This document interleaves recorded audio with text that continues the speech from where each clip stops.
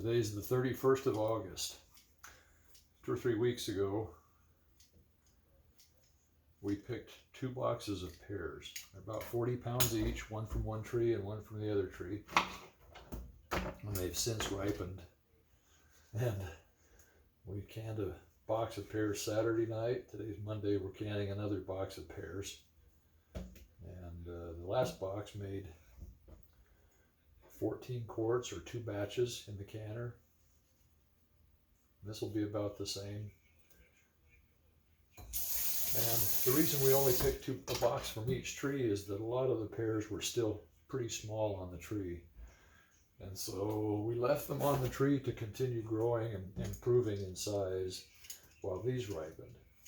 And another reason is you can only can so many pears at a time, and if they all ripen at the same time, then you're going to end up with something that's too ripe, or start when they're too green or whatever. You know, it's just nice not to have to can so many pears. And we have beans to do, and we have corn to do, and we have tomatoes to can. So in and amongst all of that, we're just making sure that we can handle the load by not picking all of the pears at the same time. This 40-pound box of pears has taken me just about 2 hours to peel and pare.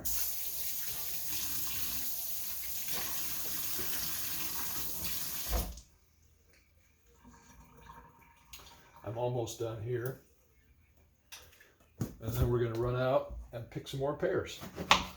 And it'll be 2 or 3 weeks before they're ripe, probably, except they've probably been ripening more on the tree.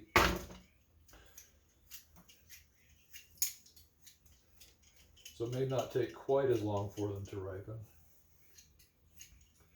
But you need to pick the pears green. There's no way you can wait for them to ripen. They've been falling off of the tree every day since we stopped picking these pears.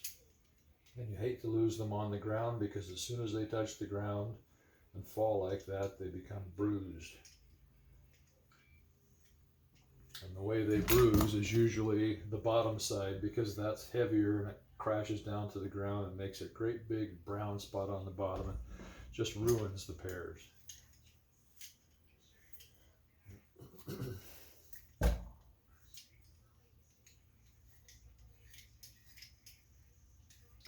Now, 5 or 6 of the pears, maybe 8 or 10 of the first pears we did, I dipped the pear in boiling water for 30 seconds and pulled it out, and then pulled the skins off.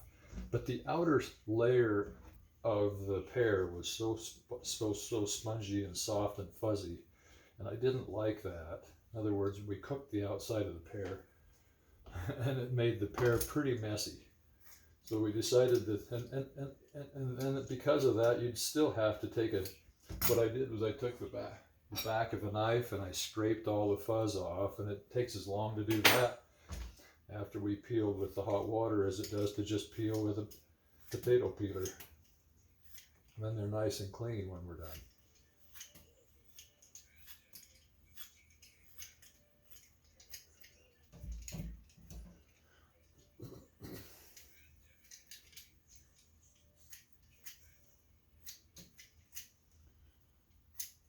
I'm peeling the pear, and then I cut it in half, right down the core, center of the core. And we cut the core out,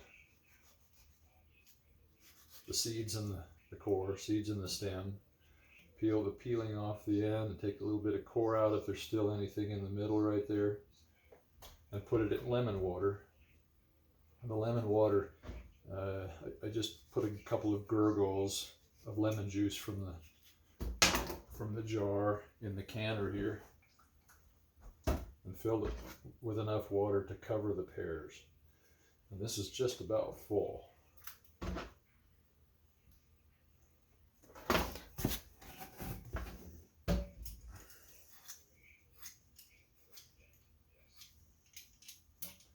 Some people like pears soft, some people like pears chewy, like an Asian pear. These are not Asian pears, these are Bartlett pears, and so we want them to be just right. and that's pretty tough to do. But in this box, there were only 3 green ones, or on the green side, and I still went ahead and peeled them and put them in there. But you know how when you buy canned pears, they're so chewy and flavorless that you wonder what good they do, and that's because they were so green when they were canned that there's just no way they could have tasted good. And we don't want that. But it was a miracle that every one of these ripened about the same time. The other miracle is that we did not spray anything. We don't spray our fruit trees. One year I tried to spray with a dormant oil, and it may have helped, but it wasn't noticeable that there was any change. We didn't continue to spray with neem oils or anything else that we tried to keep organic. We didn't spray, but this year is pretty normal, and we didn't have time, so nothing got sprayed with anything, and these pears have no worms in them at all. One year we had no worms in our apples, and that would be really nice, because that's a real hard thing to do when you don't spray them. See, there's no worms at all in this pear. It's just a miracle that we don't have to cut all the worms out. Anytime there's a worm in the pear, the whole core is hard, and there's usually a big wormhole, a damage spot on the side that you have to cut out, so you ruin half the pear getting rid of the worm.